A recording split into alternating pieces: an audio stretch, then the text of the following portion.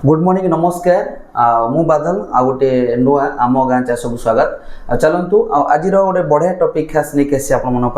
organic चाषटा केमती हुए प्रकृत में आम ऑर्गेनिक चाष केमती करवा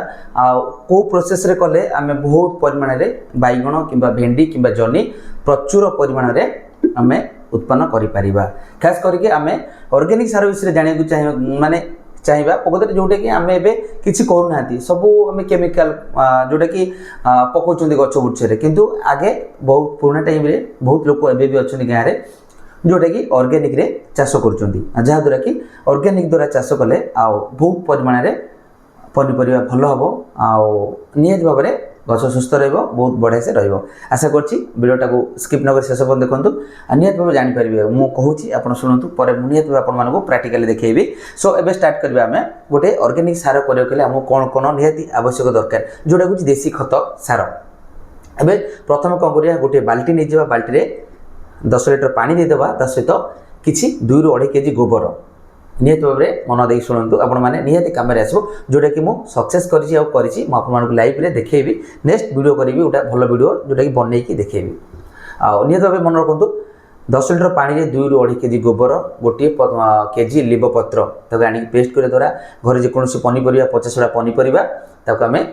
रखुंट स्टोर कर रखा किसी छड़ा फूल पकईकि आम मसे गोटे दिन रखा गोटे जगह स्थिर करके बंद करके रखा मसे हो सारापर से पूरा ऑर्गेनिक परिणत हो बहुत बढ़िया से हो थे कि फूल गछ लगातु कि फूल कुंड साहाय्य कि लगातु कि पनीपरिया लगातु एक्सपोजेड जेकोसी गछ आप खुशी लगाउछन्ती से गछ मूल यदि आप थे देवे देखिए बहुत परिमाण में फल प्रचुर हम ता सहित पोक भी जमा लगे ना गछ बहुत मजबूत खायापे बहुत टेस्ट लगे निहत भाव में आपको देखेबी प्राक्टिकल किंतु आजिकल दुनिया रे कई सार को बेसी यूज करना केमिकल हाँ केमिकल आनी पकईदेवा गछ बड़ बड़ हो फल हो किंतु हेले भी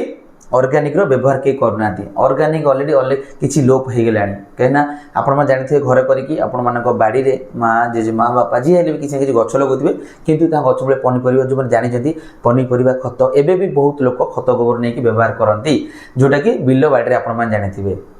सेहीपरि आपण माने ऑर्गेनिक खत मु कहली आपण माने प्रस्तुत करंतु अति सहज उपाय रे आ निहत भाव बहुत परिमाण रे एमिति कि गोटे चासी भाई यदि आपण माने चाष करचंदी गोटे कोसी जगह रे गुंठे जगह रे यदि कोनसी पनीपरिया लगुचंदी तादर गोटे गछरु 15टी बैगण भारिबो केना केमिकल सारा पकेकी जहा द्वारा कि 15टा बैगण भितरु आपण मानकर 10टा बैगण भलो थिले 5टी बैगण खराब थिबो निहत भाव रे सेहीपरि यदि आपण माने टोटल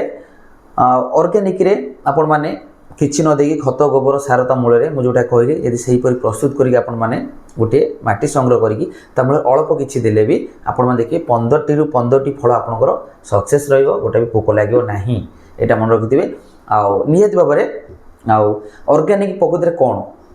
जोटे देसी गोबर देसी खत यहाँ लोग कहीं पचार से ऑर्गेनिक खत जोटा कि आम इंडिया रे वैल्यू नहीं जो मैंने पचार ना पसंद करना हे खत गोबर बट से किंतु अमेरिका माने अलग अलग अलग देश बाहर से ट्रांसपोर्ट करा बिजनेस करा कहते ब्लैक गोल्ड जोटे सुना टू अधिक कहीं आप नॉर्मल कथा भावी दुबई रे कौन अच्छी सब बाली ठीक अच्छे बाली कौन बाली एरिया ना आम इंडिया जी सब चाषबास सब जाऊँगी ना देश कौन सब मिलूँ से सब यहाँ भी बुझा दरकार खास कर आपण मैंने ऑर्गेनिक रे व्यवहार करूँ निजे खातु गछ लगातु और नेक्स्ट गोटे बस वीडियो नहीं आसबि जोटा कि आपण कहली ता विषय गोटे वीडियो बनईबी आपण देखिए ऑर्गेनिक खतरा केमती बना जाए निहत भाव में मु बनईबी खास आपण नहीं आसी जदि वीडियोटा निहत भाव में आपको किसी भल लगे ताले आउ थे भी कहीदे आपण शुणु गोटे ऑर्गेनिक खत करें गोटे गछ भल गछ हृष्टपुष्ट बचाइले 10 लिटर पानी रे